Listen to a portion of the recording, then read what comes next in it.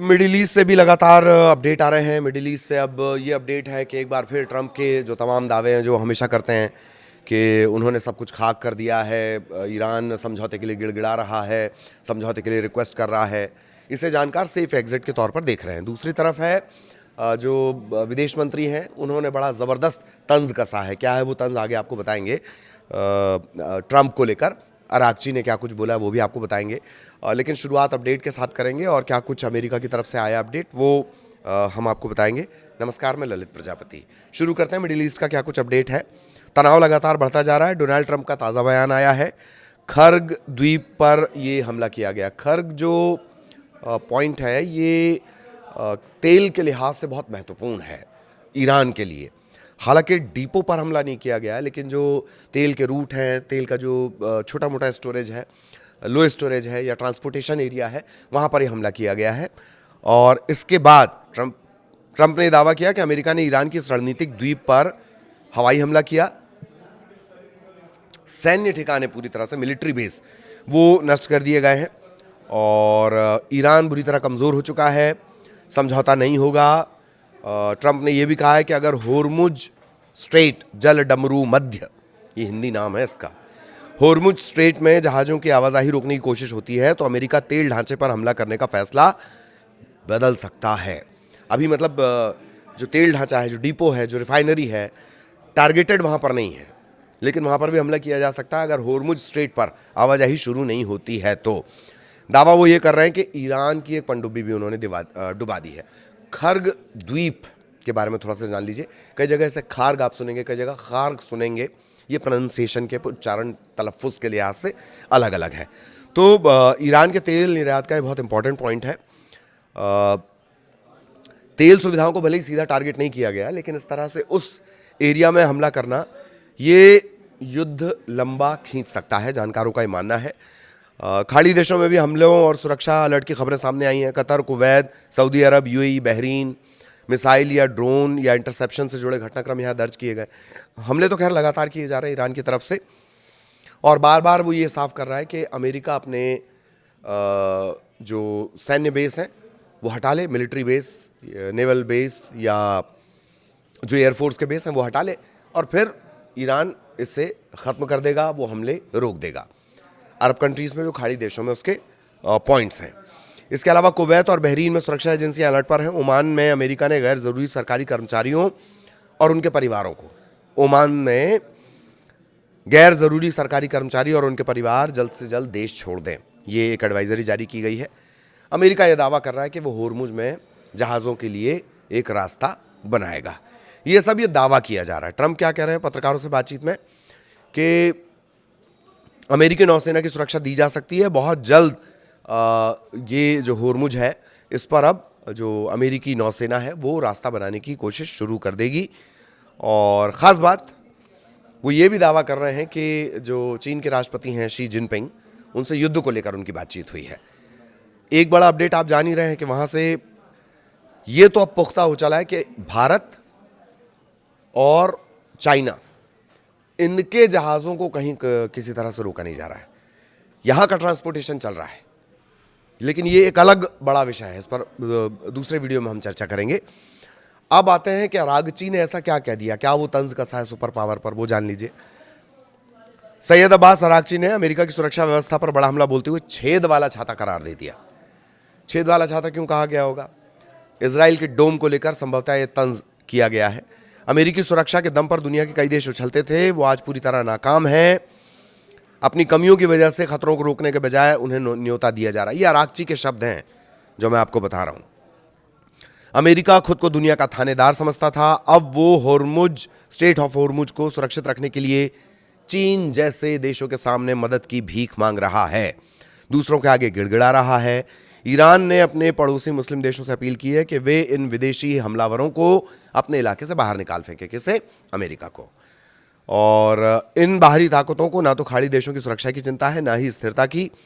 उनका एकमात्र मकसद इजराइल के हितों की रक्षा करना है।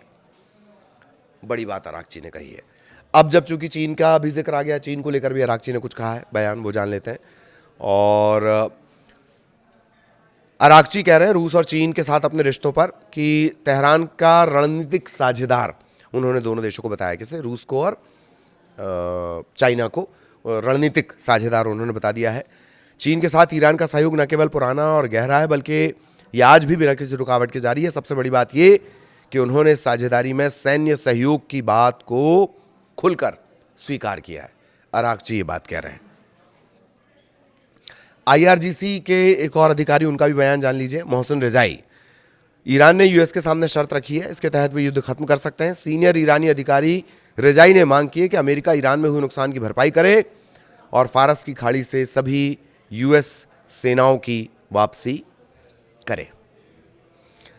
ये उन शर्तों को थोड़ा सा डिकोड करके इसमें देखा जा रहा है जो पहले पजेश्कियान की तरफ से एक्स पर एक 3 पॉइंट का 3 डिमांड्स, इसे आप कह सकते हैं, वो आई थी।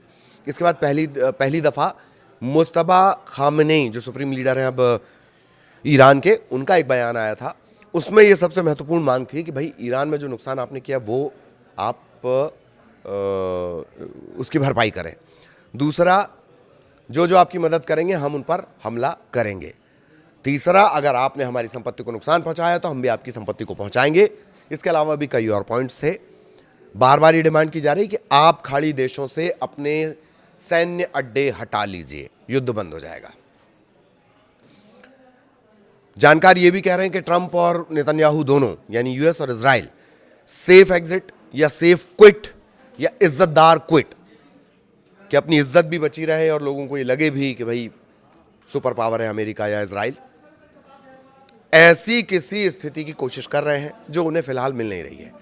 ईरान को जितना कम आंका गया, ईरान ने कहीं ज़्यादा, उससे ज़्यादा जो अपने आप को मजबूत तौर पर दिखाया है। और अब ईरान की कोशिश ये कि जंग को लंबा खींचा जाए। जंग जितना लंबा खींचेगी, नेतन्याहू और ट्रंप की मुश्किलात उतनी ज़्यादा बढ़ेंगी। इसमें कहीं कोई शक व शुबा किसी जानकार को नहीं है और यही बात बार बार कही जा रही है। एक और सवाल भी आ रहा है कि क्या 2-3 दिनों में, 4 दिनों में, 5 दिनों में, जानकारों से बार बार पूछा जा रहा है कि उन्हें ऐसा लगता है कि ये युद्ध खत्म होगा, तो ऐसा नज़र नहीं आता। सभी जानकारों का क्या कहना है कि फिलहाल युद्ध खत्म होने की स्थितियाँ नहीं बन रही हैं और उसकी वजह यह है कि एक जैसे ही ईरान पर किसी तरह का अटैक होता है, चाहे उसके तेल से जुड़े इलाकों में अटैक हो या जो एक स्कूल पर हमला किया गया था जिसमें 100 से ज़्यादा बच्चियों की जान चली गई है, या जिस तरह से अमेरिका निशाना बनाता है, इजराइल निशाना बनाता है, ईरान ठीक उसी तरीके से जवाब देता है। और अब स्थितियां ये हो गई हैं कि दोनों के गले की फांसी युद्ध बन चुका है, अमेरिका और इजराइल दोनों के लिए। लेकिन ईरान का साफ कहना है, उसके ये पॉइंट्स हैं, इन पॉइंट्स को मान लिया जाए, वो युद्ध खत्म करेगा और होर्मुज से सभी जो जहाज़ हैं, जो पूरी दुनिया का एक तरह से ऑयल ट्रांसपोर्टेशन जहाँ से चलता है, ऑयल, नेचुरल गैस का, उस पर जो एक तरह से रोक ईरान ने लगा रखी है वो उसे हटा देगा, बशर्ते अमेरिका और इजराइल उसकी बातों को मान ले, खासतौर पर अमेरिका उसकी बातों को माने। ये तमाम बड़े अपडेट्स हैं इस वक्त तक के। तंज क्या कुछ अरागची ने कहा वो भी हमने आपको बताया। ट्रंप जो दावे कर रहे हैं, अब उनके दावे तो कॉमेडी शो जैसे लगते हैं, खैर, लेकिन फिर भी अब चूंकि बड़े देश के राष्ट्रपति हैं, सुपर पावर के राष्ट्रपति हैं, इस वजह से उनके बयान बताने पड़ते हैं। बहुत ही बचकानी चीज़ें हो जाती हैं कई बार, जानकार ऐसा कहते हैं, मैं ऐसा नहीं कह रहा हूँ। तो उनके जो दावे थे वो भी हमने आपको बताया। ईरान को वो कह रहे हैं कि हमने तो पूरी तरह झुका दिया, ईरान समझौते के लिए तैयार है। ईरान कह रहा समझौते की तो बात ही नहीं उठ रही है। छतरी वाला, छेद वाली छतरी अमेरिका की सिक्योरिटी को उन्होंने कहा है। क्यों कहा है? क्योंकि जो इजराइल के जिस डोम की बात की जाती थी, जिस आयरन डोम की बात की जाती थी, जिस इंटरसेप्टर की बात की जाती थी, वो लगभग नाकाम जैसी स्थितियों में पहुंच गया है। ईरान की रणनीति के आगे वो लगभग फेल स्थिति में पहुंच चुका है। तो ये बड़े अपडेट इस वक्त मिडिल ईस्ट से, आगे भी अपडेट आप तक पहुंचाएंगे। नमस्कार।